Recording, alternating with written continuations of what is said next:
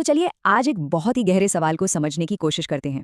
ये सवाल माफ़ी और इंसाफ के बारे में है, खासतौर पर उस सिचुएशन में जब कोई अपने किए पर तो पछताता है, लेकिन जिस इंसान को उसने तकलीफ दी वो उसे कभी माफ़ नहीं करता। सोचिए जरा, ये कितनी उलझन वाली बात है ना? कि क्या होता है अगर कोई इंसान जिंदगी भर खुदा से तौबा करता रहे, लेकिन वो इंसान जिसके साथ उसने गलत किया उसे कभी माफ ना करे। तो क्या सिर्फ पछतावा काफी है? क्या खुदा की माफी इंसान की माफी की जगह ले सकती है? देखिए, इस उलझे हुए सवाल को समझने के लिए हमें इसे दो अलग अलग हिस्सों में देखना होगा। पहला हिस्सा है एक इंसान का अपने खुदा के साथ, और दूसरा हिस्सा है उसका उस इंसान के साथ जिसका वो देनदार है। तो पहले हिस्से से शुरू करते हैं। ये वो मामला है जो सीधा एक बंदे और खुदा के बीच का है, और यहाँ उम्मीद की एक बहुत बड़ी वजह मौजूद है। ये एक बहुत ही बुनियादी उसूल है। हमें ये याद दिलाया जाता है कि अल्लाह की रहमत बहुत बहुत बड़ी है और किसी भी हालत में कभी भी उससे निराश नहीं होना चाहिए। माफ़ी के सफ़र का ये समझ लीजिए पहला कदम है। माफ़ी सिर्फ ज़ुबान से माफ़ कर दो कह देने से नहीं मिलती। इसके लिए दो शर्तें हैं।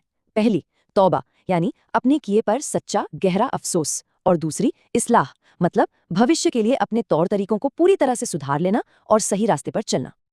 और खुदा की रहमत कितनी बड़ी है इसका अंदाज़ा इस बात से होता है कि माफ़ी का दरवाज़ा सबसे बड़े गुनाहों के लिए भी खुला है, जैसे कि शिर्क, किसी की जान लेना या कोई और बड़ा गुनाह। अगर कोई इंसान सच्चे दिल से तौबा और इस्लाह कर ले तो उसे भी माफ़ किया जा सकता है। और यहाँ एक सबसे हैरान कर देने वाला वादा है। सच्ची तौबा सिर्फ गुनाहों को मिटाती नहीं, बल्कि खुदा उन बुरे कामों को भी अच्छे कामों में, मतलब नेकियों में बदल सकता है। ये बहुत बड़ी उम्मीद की बात है। लेकिन ये कहानी का सिर्फ एक पहलू है। चलिए अब कहानी के दूसरे हिस्से की तरफ चलते हैं, जो पहले से काफी अलग है। ये उस कर्ज के बारे में है जो उस इंसान का बाकी है जिसके साथ नाइंसाफी हुई थी। गुनाहों को यहाँ दो तरह से देखा जाता है। जब कोई गुनाह खुदा के खिलाफ होता है तो मामला सिर्फ बंदे और खुदा के बीच का है। लेकिन जब गुनाह किसी इंसान के खिलाफ हो तो इसमें एक तीसरा पक्ष यानी विक्टिम भी शामिल हो जाता है, और उस विक्टिम के अपने अधिकार हैं। तो अगर इस दुनिया में उस इंसान ने माफ नहीं किया तो मामला खत्म नहीं होता, वो बस आगे के लिए टल जाता है। और कयामत के दिन ये एक प्रॉपर कोर्ट केस की तरह पेश होगा, जहां हर किसी को उसका पूरा पूरा हक दिलाया जाएगा। तो सवाल ये है कि इस अदालती मामले का निपटारा आखिर होगा कैसे? इंसाफ की वो आखिरी प्रक्रिया क्या होगी? इसका प्रोसेस कुछ ऐसा होगा। सबसे पहले मामला पेश किया जाएगा, फिर विक्टिम को अपना हक मांगने का मौका मिलेगा, और अब सबसे अहम बात, वहां की करेंसी, वहां का लेन देन दुनिया की दौलत से नहीं बल्कि नेकियों और गुनाहों से होगा। उस विक्टिम को मुआवजा देने के लिए जालिम के खाते से नेकियां निकालकर मजलूम के खाते में डाल दी जाएंगी। तो यहाँ सबसे जरूरी बात ये समझनी है कि खुदा का माफ कर देना एक अलग चीज है, वो मामला अपनी जगह है। लेकिन विक्टिम का हक, वो अपनी जगह कायम रहता है। उसका हिसाब होना जरूरी है। ये दोनों खाते बिल्कुल अलग अलग हैं और दोनों को चुकाना होगा। इस पूरी बातचीत से आखिर हमें क्या सबक मिलता है?